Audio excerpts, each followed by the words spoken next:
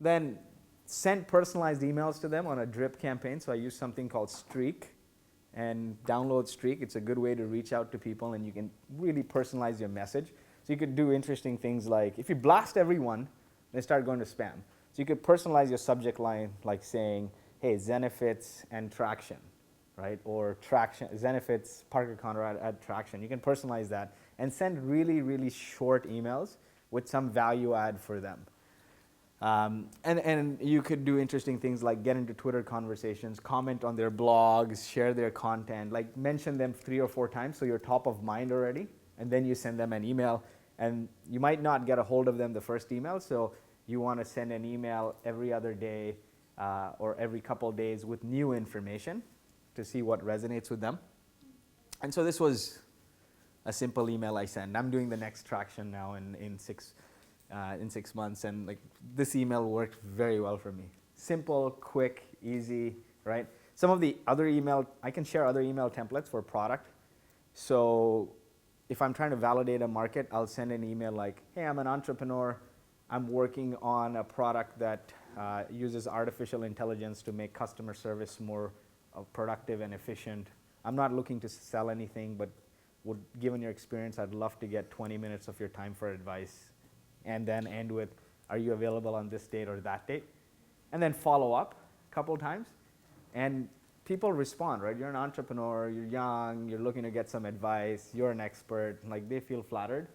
And then when I go through that process, and they've given me, when I say give me 20 minutes, 15 minutes, they end up giving me like an hour. And then at the end of the conversation, I try to walk away with 1 or 2 things, right? One is am I really solving a problem? Like, what is the problem? What are they cobbling together because my solution doesn't exist? And in the perfect world, what would be the right solution for them? And at the end of that, I asked them, what if I could deliver the solution to you? Would you be my beta user? Would you test it out and give me further feedback? They've spent like 45 minutes or half an hour with you. They're like, yeah, heck yeah, I'll do it. At the end of that exercise, you've got now like 100 people who are your first potential beta users, right? Like people talk about like growth hacking and like how to get massive viral usage, but it all starts with doing things that do not scale, because that will, if you can please 100 people and do it really well, then, and that 100 people is a subset of a giant market, then you know you can scale it, right? So that email essentially got me my big list of speakers. Some of the things from that email was, if you notice this email, I'm emailing, I don't know any of these guys, right? Like Parker Conrad or any of them. They're not my friends. But an email like this, I'm like, hey, how's it going, right? That how's it going literally quadrupled my email response rate. Because it's the Bay Area. I'm saying, hey, how's it going? And they just assume that we've met somewhere. And then many of them after, when they come speak of my conference, they're like, hey, where did we meet? Right? And I'm like, no, we never met. But very rarely will somebody say, where did we meet? Because they're thinking now, oh, I must have met this person for this person to take this approach. So that how's it going worked very well. And then the power of RE. So when I send a response or like a follow-up email, I don't send a new follow-up email. I respond to the original email. So when they see RE, semicolon, subject line, they think that we've had this conversation before, so they're forced to open it. And I've got like 100% open rates on my email. Well, I was doing an event. It was a sales event, and I wanted a couple hundred people to come to that event who I could sell to, right? And it was just a evening bar event at a conference that I didn't sponsor, but my target market was there. I couldn't afford to sponsor that event, and so I said I'll like pay the bar tab, couple grand, but how do I get these people to come? So I did the same process, mined the list, and then I sent them an email that like not only got 100% open rate, out of the 200 people, almost 150 showed up. Basically, my subject line said, "Are we meeting this Thursday night?" ?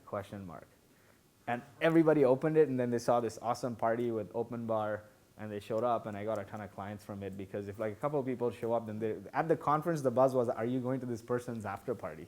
It looks pretty interesting," right? So anyway, so how do you maximize that response rate? And this is what I told you about. This was another event. Are we meeting this Friday, right?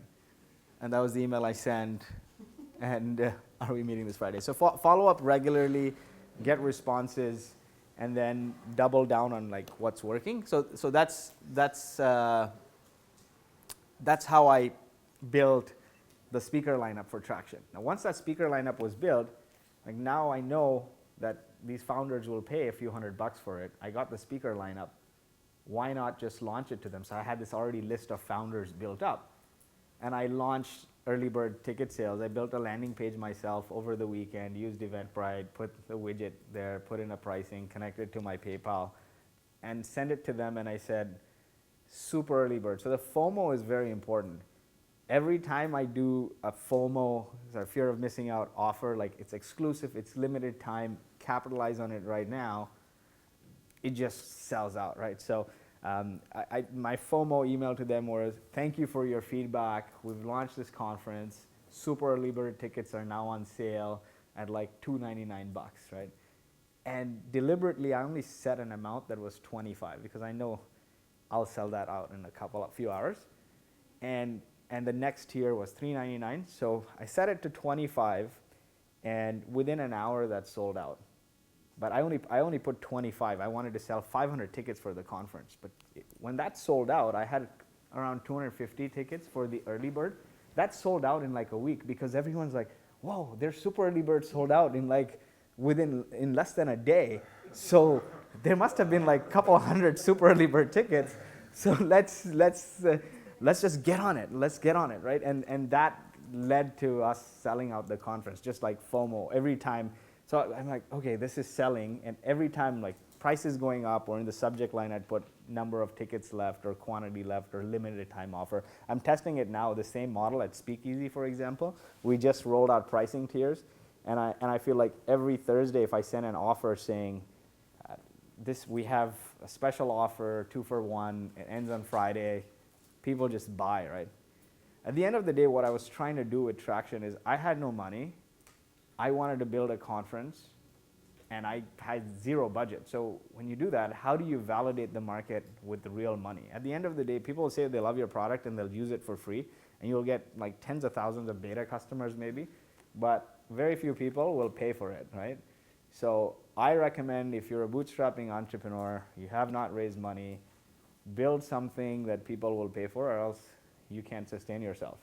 And paid validation is, in my opinion, the best, because they will give you actual feedback.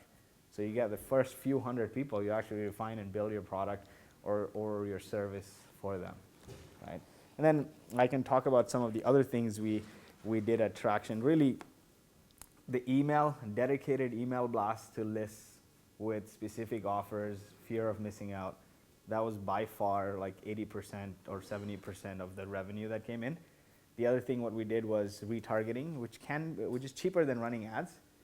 So we share a lot of content because we don't have our own blog. And we got all these big influencers, we share their content. But when you share people's content, you can't monetize that.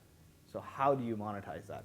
There's this tool called Retarget Links, and it's a URL shortener that drops a cookie on when anyone clicks on that link.